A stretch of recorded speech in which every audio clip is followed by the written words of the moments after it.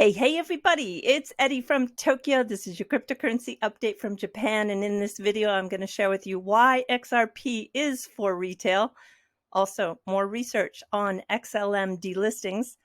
Flare Networks, they have a new proposal, and I want to share with you what I like most about it. And CZ at Binance, oh, I'm telling you, he hit it out of the park on XRP and the XRP Ledger. All right, come on everybody, let's go.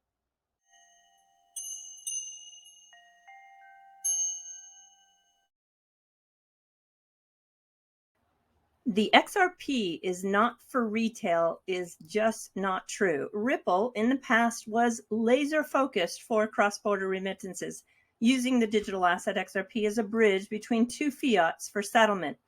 That all changed after Brad Garlinghouse said the company would be the Amazon of crypto. And it really became evident with Ashish Birla's Insight article here, Evolving RippleNet for a Tokenized Future. This was July 2021. I made this image this morning to illustrate just 5 examples of the many examples out there of why XRP is for retail. If we start on the left-hand side, it was back in 2019, I believe it was, that Ripple gave an initial investment to Flare Networks. Flare Networks now is going to be one of the most incredible retail DeFi platforms in this whole entire space.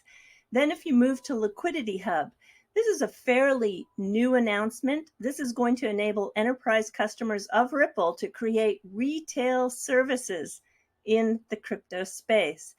And don't forget the $100 million Forte fund that was put together with Ripple and Forte for retail games. And then you've got this ongoing development coming from the RippleX grants. There are hundreds of retail-facing projects. And then finally, I'm just highlighting one in particular that is fairly new. It's called Fluff World. It is a retail NFT metaverse that is going to use the digital asset XRP as the gas. These are all examples of projects that are being nurtured by either Ripple or RippleX, which is the investment arm. They function very much like a VC. They are really growing the XRP Ledger and the digital asset XRP ecosystem with a ton of retail investments. This is not what a company does if they are not invested in retail for the long term. So if you are interested in this digital asset, you can see that it is very multifaceted. Shortly after I put that image out on Twitter, Jungle Inc. put a video together, and it's very interesting, his take on how he interprets the retail projects that Ripple is nurturing. I'm going to put a link to his video in the description below because I think Jungle brings a whole new perspective to this entire narrative. He views it as it is about all the money. And he's right. This is a much more enticing value proposition to have many use cases for the digital asset XRP. And yes, Ripple does need help in building liquidity, and the retail investor can really add to that building of liquidity. If you have an illiquid asset, it just can't function for the remittances, which is really the first initial use case that Ripple identified for XRP. And liquidity is the perfect segue to talk about XLM. Now, when it comes to FTX Liquid, the exchange in Japan that announced on the 15th that they're going to delist XLM, I was surprised as anybody who also heard this news. And so, interestingly enough, a lot of people in the comment section were questioning whether or not this was true news, and it is. You sometimes have to search outside of the English bubble when you're looking to research on any digital asset. You have to research in Portuguese, in Spanish, in Arabic. even in Russian. And so that is just required of any good researcher to really find out what's happening. And this particular article was in Japanese. So I'm going to give a benefit of the doubt of the people who said that I was just creating FUD, that this didn't really exist. I'm going to guess that they probably were only researching in English. But it is the case. And the one thing that was not explained is the reason why. So of course, this has been, really on my mind, and I'm just wondering why FTX, which is one of the largest exchanges, I mean, one of the top 3, and they're an incredible market maker. If they can't make a market with XLM, that means there are some liquidity issues. And that's what I commented on yesterday. So I want to share with you a little bit of research that I did to see if there's a pattern of such happening with XLM. This one tweet and the research that was done to make this tweet, I spent probably 3 hours researching the entire market for the last 60 days to see if there was any other delistings of XLM. And I found that Bitfinex did delist the XLM Ethereum pair. And they do cite the reason, and it was due to low liquidity. And then there is an Estonian exchange, Crex24. They delisted XLM in the last 60 days, but they did not give a reason why. And L-Bank, a big exchange in the United Arab Emirates, they delisted XLM with no reason either. Now, I'm not telling you that it was all bad news. I found that OKX added an XLM USDC pair, and Robinhood in the last 60 days has added XLM. So it's not a clear pattern, but there is some XLM delistings happening. And I really do think it is liquidity. And yes, I must also say that the illiquid problem with XRP is also an issue and it's getting better. But we have Ashish Burla who came out and said that it was really one of the big hurdles that had to be jumped over.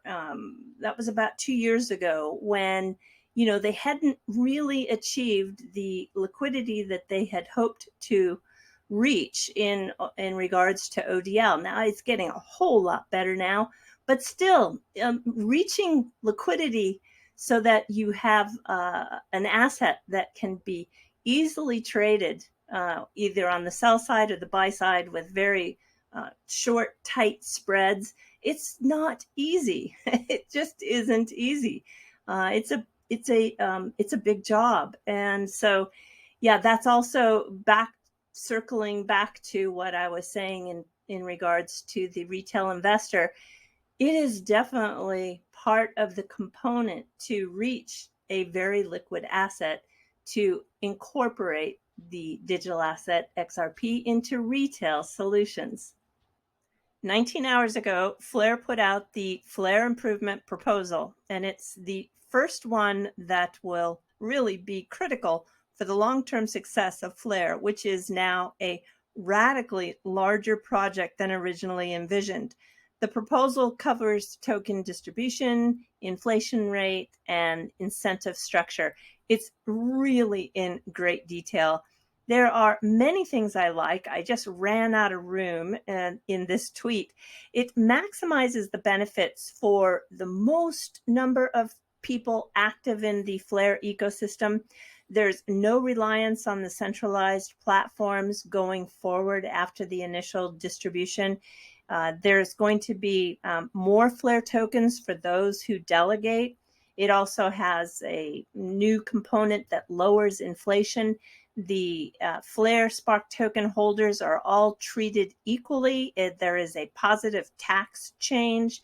The voting is, of course, done by majority rules, and the new entrants into this ecosystem, there was an improvement made. Now, these are just a few of the things that I really loved about it. If you are an XRP holder that received that snapshot and you're going to get your Flare token, you definitely want to read this. And if you're interested in participating in the Flare ecosystem, even if you are just new to this asset that's going to be airdropped very, very soon, you want to read it. So it's a proposal that really is going to require a little bit of study, but wow, did they put together a compelling reason for the outline and the structure. And I'm thinking this is great. So that's just how I feel. Not everybody's going to agree with me, and that's okay. That's how this space is.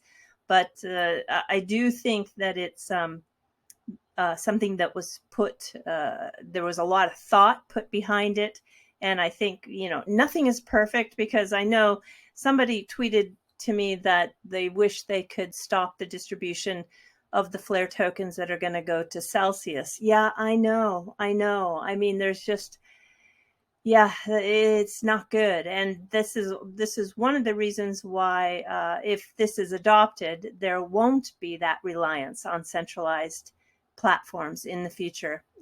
So anyway, please read it, and you can find it on the Twitter feed of Flare Networks. And it's very important, I think, that everybody who's in this space and is planning on participating has a very good understanding.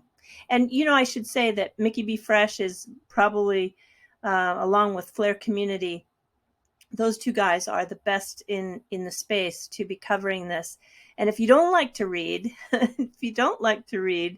think it was Flare Community this morning read the entire proposal. So if you like to do the passive listening, or even, I can totally understand if you want to double task, listen to it being read while you do something else. That makes a lot of sense to me, because the double tasking is something I do often with people's content.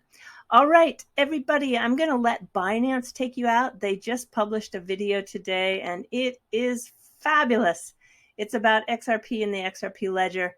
And wow, 2 thumbs up on this video.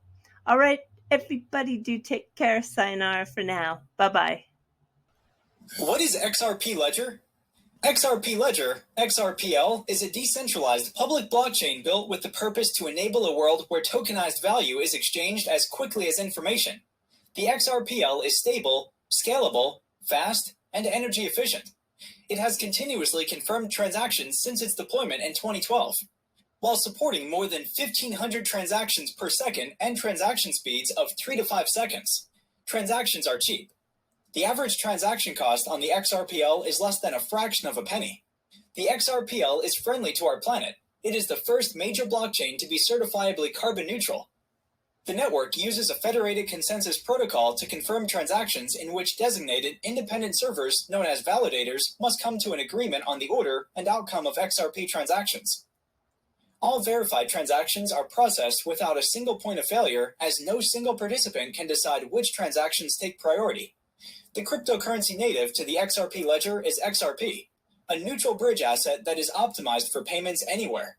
With billions of XRP traded daily, XRP functions as a medium of exchange to facilitate cross-border payments quickly, cheaply, and sustainably.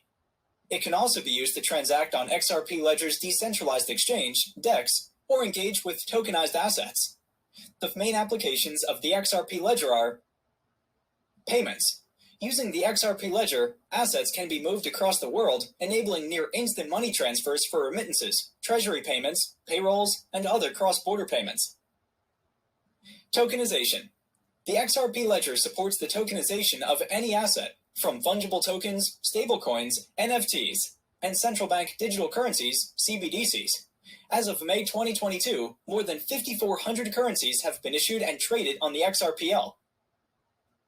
DeFi. Financial products and services can be accessed via XRP Ledger's DEX. The DEX is native to the protocol and uses a central limit order book model to trade digital assets.